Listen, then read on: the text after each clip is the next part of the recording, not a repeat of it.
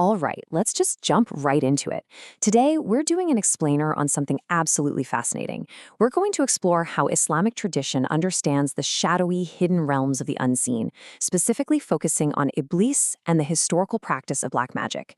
If you've ever wondered how ancient texts actually categorize and explain the supernatural forces that supposedly shape our world from the shadows, well, you are in the exact right place. We're going to unpack the theology, the history, and the actual artifacts of the occult. Because really, that's the big central mystery we're investigating today, right? What actually happens when humans try to command the unseen? I want you to step into the mindset of medieval scholars with me as we demystify the origins and the mechanics of these occult practices. We aren't looking at modern Hollywood interpretations here. Instead, we're going straight to the foundational texts to see exactly what happens when humanity tries to bypass the natural order and strike a deal with hidden entities. To keep us on track, here is our roadmap.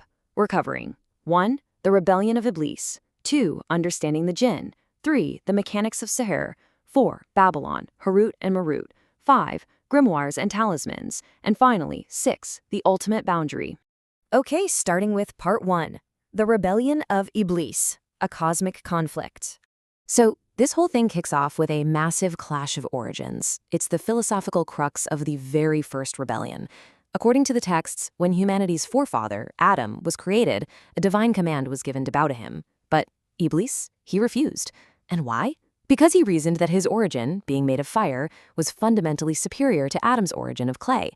It's an incredibly fascinating look at the very first recorded instance of arrogance and, quite literally, cosmic prejudice. And that single act of arrogance, it literally birthed the ongoing struggle between faith and deception. Iblis wasn't just cast out. He made it his eternal, obsessive mission to prove that humanity was unworthy. He became the leader of these unseen entities dedicated to misguiding humans, basically making the forbidden look beautiful and whispering doubt right into the hearts of people. Moving on to part 2, understanding the jinn, beings of smokeless fire. Now, when you hear jinn, you might instantly think of evil demons like you'd find in European folklore. But hold on, scratch that. The crucial point here is that they occupy an intermediate position. They are conscious beings created from smokeless fire, and most importantly, they have free will. Just like us, just like humans. They can choose to be good, or they can choose to be evil. Which brings up a massive theological distinction that changes pretty much everything. In this tradition, angels absolutely do not possess the capacity to disobey. They're entirely subservient to the divine will. So logically, Iblis could not have been a fallen angel. He was a jinn. His rebellion was entirely an act of his own free choice. It frames his story not as some broken machine, but as a conscious, deliberate rebellion.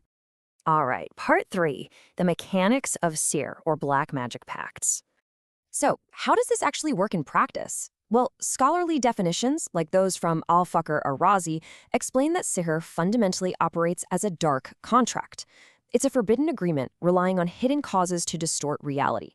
A sorcerer, known as a sahir, essentially strikes a deal with the malevolent, evil subset of jinn. The human provides something the jinn wants, and in return, the jinn provides some sort of supernatural favor. It is literally a step-by-step process.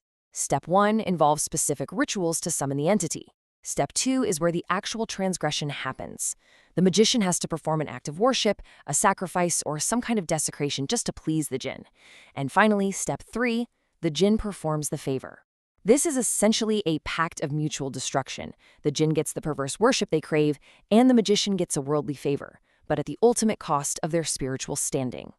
And we're not talking about simple party tricks here.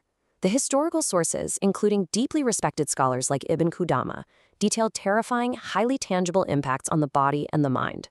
One of the absolute most frequently cited effects of this magic in the texts is its ability to violently separate a husband and wife, effectively destroying the core unit of society. Which leads us perfectly into part 4, Babylon, Harut, and Marut. The ultimate test. To understand the historical spread of these practices, we have to look at this pivotal scripture from the Quran. It introduces the angels Harut and Marut, who were sent down to the ancient city of Babylon. Now, this verse explicitly acknowledges the reality of the magic taught there, specifically its power to sow discord between spouses. But it also introduces a massive caveat about where that power actually comes from. And we will definitely circle back to that shortly. It presents a crazy paradox when you think about it. Harut and Marut didn't teach magic as a gift to help people out. Not at all. The knowledge was provided as a severe, explicit test of faith. Before teaching anyone, they would literally warn them, saying, "We are but a temptation, do not disbelieve."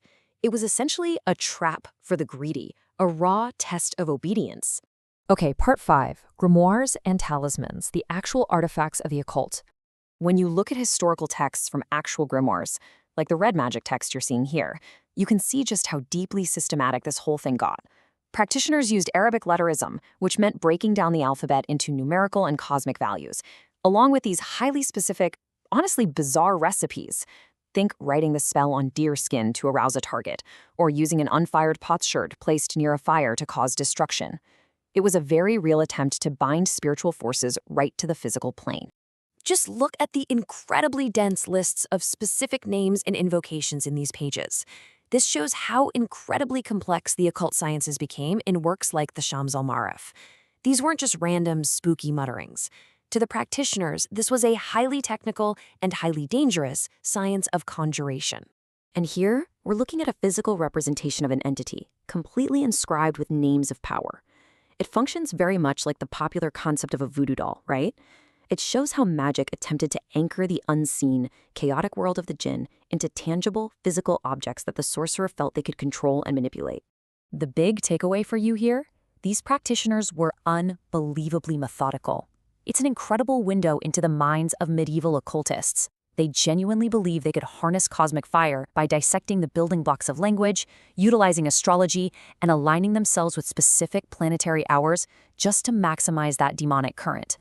Finally, part 6, the ultimate boundary, divine permission. Because despite all those elaborate grimoires and dark pacts, magic possesses absolutely zero independent power.